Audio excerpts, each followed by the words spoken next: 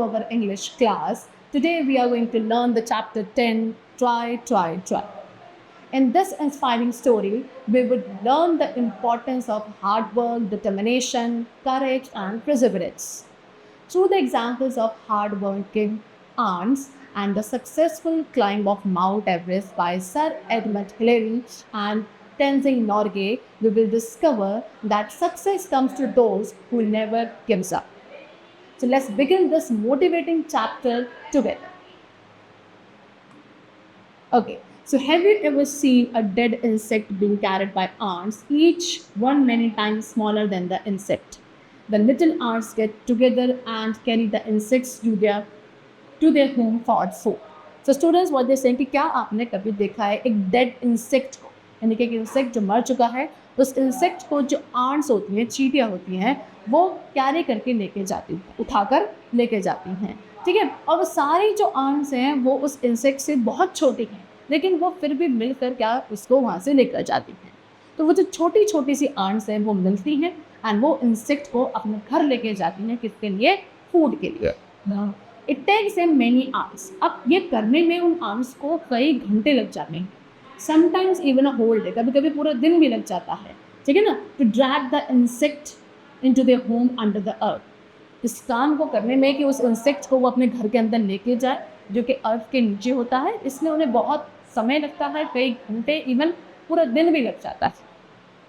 They have to drag the insect. उन्हें क्या करना पड़ता है? उस इंसेक्ट को ड्रैग करके लेकर जाना पड़ता है बहुत सारे ऑब्स्टेकल्स के थ्रू, जैसे कि large stone, pieces of furniture, a wall और अराउंड अ पडल ऑफ वाटर। तो ये सारे ऑब्स्टेकल्स को क्रॉस करते हुए उस इंसेक्ट को ड्रैग करके आंट्स को अपने घर लेकर जाना होता है। But the ants too never give up. लेकिन आंट्स कभी भी गिव अप नहीं करती हैं। दे overcome all these difficulties to complete their task and somehow manage to carry the insect into their home.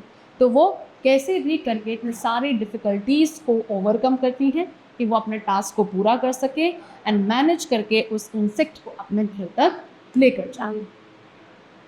So we should learn a lesson from these hard working ants. तो इसीलिए हमें क्या इन hard working ants से lesson सीखना चाहिए। And वो lesson क्या है? That once you have begin a task you must complete it in spite of all the difficulties you may come across. What they saying, क्या सीखना चाहिए हमें कि अगर आपने एक टास्क को एक बार शुरू कर दिया तो आप उसको कैसे भी करके पूरा करेंगे। डजंट मैटर्स कौन सी डिफ़िकल्टीज़ आपको क्रॉस करनी पड़ रही हैं, उन सभी को क्रॉस करना है एंड इस टास्क को एनी हाउ आप कंप्लीट करोगे। ये लेसन हमें इन आर्ट से सीखना चाहिए। You must try and try again to complete the task you have begun. The task may be a simple one like sharpening a pencil or a difficult one such as winning a match. ठीक है, तो उस task को complete करने के लिए आपको बार बार try करते रहना चाहिए, है ना। जो भी टास्क आपने शुरू किया ना उसको कंप्लीट करने के लिए आप बार बार ट्राई करोगे। और वो ट्राई बहुत, जो टास्क है वो चाहे भले ही बहुत छोटा और बहुत सिंपल सा हो, जैसे कि आप एक पेंसिल शार्प करना चाह रहे हो, या फिर वो टास्क भले ही कितना बड़ा क्यों ना हो, जैसे कि आप एक मैच जीतना चाह रहे हो। टास्क कैसा भी हो आपको ट्राई करना है एंड इस टास्क को कंप्लीट करना है। Alright, have you ever tried to climb a steep hill? क्या आपने कभी एक स्टीप हिल को क्लाइंब करने की कोशिश करी? It is very difficult and tiring. एक हिल पे चढ़ाई करना बहुत ही डिफिकल्ट होता है और टायरिंग, यानी कि थक भी जाते हैं। You will run out of breath while climbing up, may slip, fall and hurt yourself. तो जब आप उस ट्री पे क्लाइंब कर रहे हो तो हो सकता है आपकी सांसें फूलने लगेंगी, आप स्लिप हो सकते हो, गिर सकते हो, खुद को हर्ट भी कर सकते हो। You will feel as you are never going to reach the top of the hill. ऐसा भी हो सकता है कि आपको लगेगा कि आप कभी भी उस हिल के टॉप तक पहुंच नहीं पाओगे। The height will discourage you. उस हिल की, उस पहाड़ की जो ऊंचाई होगी वो आपको डिस्करेज करेगी। यू मे फील थर्स्टी, आपको प्यास लगेगी और हो सकता है कि आप वहाँ पे गिव अप कर दो, है ना, अपने घर वापस लौट जाओ, आइसक्रीम खाने लगो। So if you refuse to be discouraged or disheartened, you will certainly be able to climb the hill and reach the peak. But अगर आप वहाँ पे डिस्करेज होने से, अपनी होप को छोड़ने से रिफ्यूज़ कर देते हो एंड उस टास्क पे क्या काम करते रहते हो, ट्राई करते रहते हो, तो सर्टेनली आप उस हिल को, पहाड़ को चढ़ लोगे एंड उसकी पीक, यानी कि उसकी चोटी तक, उसकी ऊंचाई तक पहुँच जाओगे। So your courage and determination, आपका जो करेज है, आपका डिटर्मिनेशन है, वही आपको हेल्प करता है उस हिल, उस पहाड़ को क्लाइम करने, जिसमें बड़े डिफिकल्ट टास्क को कंप्लीट करने के लिए। Alright, so once you have reached the top, you will be happy that you had the determination to finish the task you set out to do. एंड जब आप एक बार ऊपर इस हिल के बिल्कुल टॉप पर पहुंच जाते हैं, तो आप बहुत खुश होंगे कि आपके अंदर इतना डिटर्मिनेशन था कि आपने उस टास्क को कंप्लीट किया जिसके बारे में आप सोच रहे थे। So whatever you do, however hard the task is, you must keep on trying till you succeed. ठीक है, तो आप चाहे कुछ भी करो, कितना भी हार्ड वो टास्क क्यों ना हो, आपको हमेशा ट्राई करते रहना चाहिए जब तक आप उस टास्क को कंप्लीट करने में सक्सेसफुल नहीं हो जाते। ठीक है, do not let the fear of failure discourage you. ठीक है, उस टास्क को पूरा ना करने पाने का जो डर है, वहाँ पे जो हारने का डर है, उस डर से अपने आप को डिस्करेज मत करो, उस डर से पीछे मत हटो। Do you take the easier path and give it in the temptation of stopping midway? ठीक है, एंड ना ही सही जो इजी रास्ता है उसे भी हमें लेने की कोशिश नहीं करनी चाहिए। ठीक है ना, क्योंकि उस इजी रास्ते से हो सकता है कि हम कभी बीच में रुक जाएं। तो हमेशा जैसा भी टास्क है उसको पूरा करने की हमें कोशिश करनी। You will succeed if you keep on trying, learn to overcome the obstacles in your way and achieve your aim as the ants do. ठीक है, अगर आप ट्राई करते रहोगे तो आप सक्सीड ज़रूर होगे। अपने रास्ते में आने वाले सभी ऑब्स्टेकल्स को ओवरकम करना सीखो एंड अपने एम को अचीव करना सीखो, जैसे आंट्स करती है ना।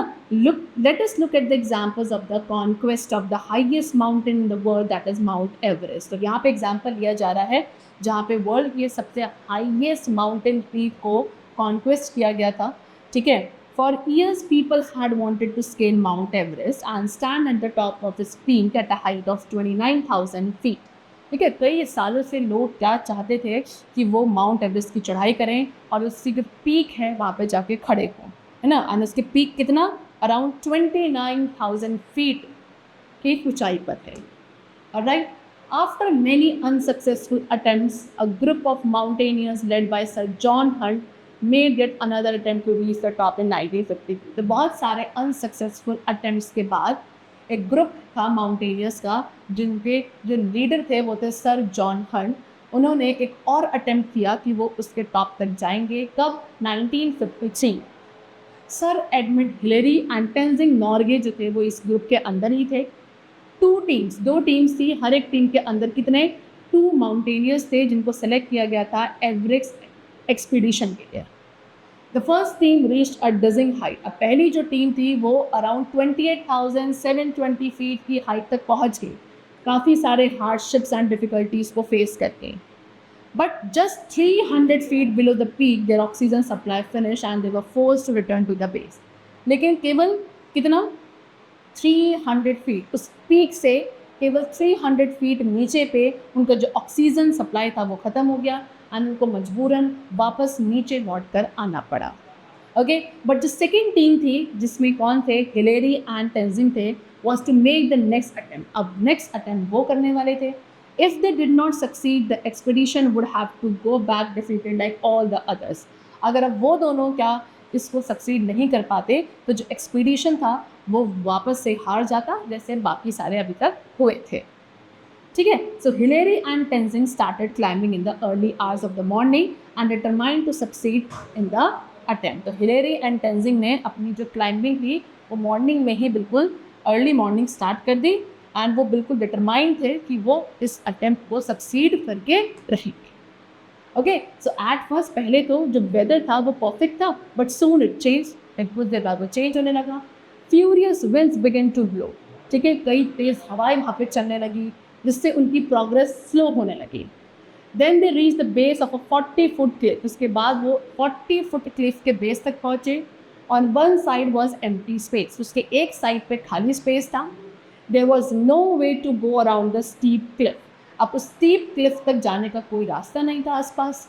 दे had to either climb the cliff, या तो उन्हें उस क्लिफ को क्लाइंब करना पड़ता या फिर वापस वहाँ से हार कर लौटना पड़ता।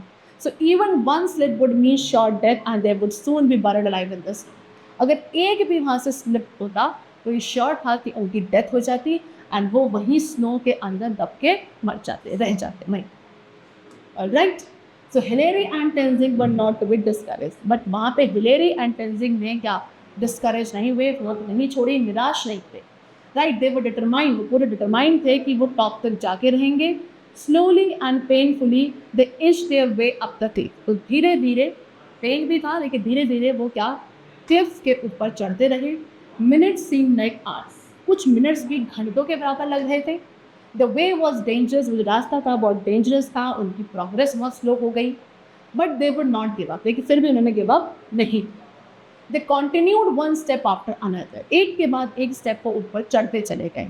And finally at 11:30 on the morning of May 29, 1953.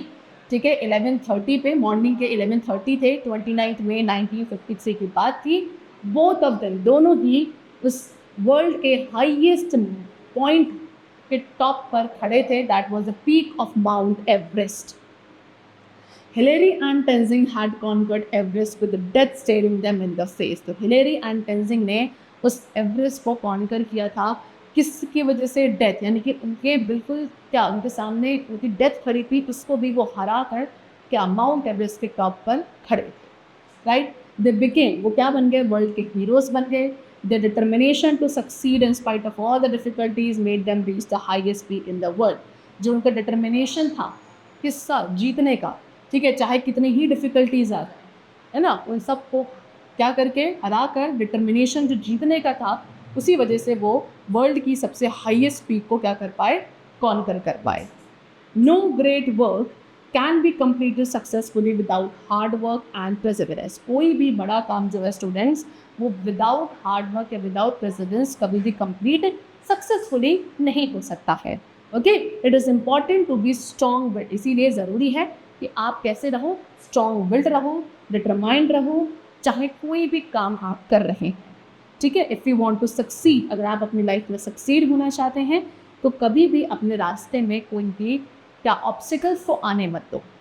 ठीक है, डो नॉट लेट फेलियर, ठीक है, हारने का जो डर होता है उससे खुद को क्या मत करो? निराश मत करो. जस्ट कीप ऑन ट्राइंग, हमेशा ट्राई करते रहना है. कीप ऑन फाइटिंग, ठीक है, लड़ते रहो. And do not give up, हार कभी नहीं माननी. हाउ एवर, चाहे कितना ही बड़ा ऑब्स्टिकल आपको सामने दिखाई दे रहा है.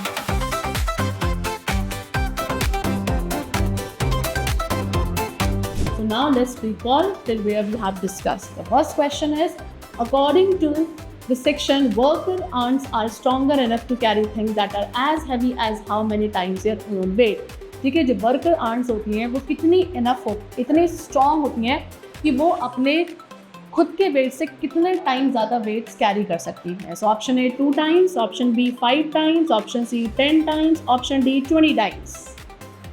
Choose the correct one for this question. So the correct answer we have is option number C, that is 10 times. All right, chalo. Now next question is, why was the first team of the 1953 Mount Everest expedition forced to return to the base just 300 feet below the peak? Okay, Mount Everest expedition 1953 की जो पहली team थी वो क्यों force थी कि उन्हें उस पीक के जस्ट 300 फीट बिलो से वापस नीचे की तरफ लौटना पड़ा? So option A, a sudden snowstorm blocked their path completely. Option B, their oxygen supply finished. Option C, one of the team members slipped and got hurt. And option D, they ran out of food and water. So guess the correct one for this question. So the correct answer is option number B, their oxygen supply finished. Okay, chal. Now next question, that what major obstacle did Hilaire and Tenzing face when they reached a height where a single slip meant short death? ठीक है, कौन सा major obstacle Hillary and Tenzing ने face किया जब वो एक ऐसी हाइट पे पहुंच चुके थे जहाँ पे एक सिंगल स्लिप भी क्या हो सकता था? शॉर्ट था कि उनकी वहाँ पे डेथ हो जाएगी. Option A, a deep puddle of freezing water. Option B, large pieces of rolling stones. Option C, a steep 40-foot cliff with empty space on one side. And option D, a completely blocked ice cave. So think about this question. Guess the correct one for this question. So the correct answer is option number C, a steep 40-foot cliff with empty space on one side. Now, the next question, on what date and time did Hillary and Tenzing finally conquer the highest point in the world? ठीक है, कौन से date and time पे Hillary and Tenzing ने finally world के सबसे highest point को conquer किया? Option A, early hours of the morning on May 29, 1953, late in the evening on May 20, 1953, at 11:30 on the morning of May 29, 1953, exactly at midnight on May 29, 1953. So the correct answer is option number C, at 11:30 on the morning of May 29, 1953. So well done, students. Today we learned that success is achieved through hard work, determination, and never giving up. Whether it is the hard-working ants or the brave mountaineers who conquered Mount Everest, they all teach us that every obstacle can be overcome with patience and perseverance. Okay, so I hope you enjoyed this lesson and learned its valuable moral. Thank you for watching. Keep learning, keep smiling.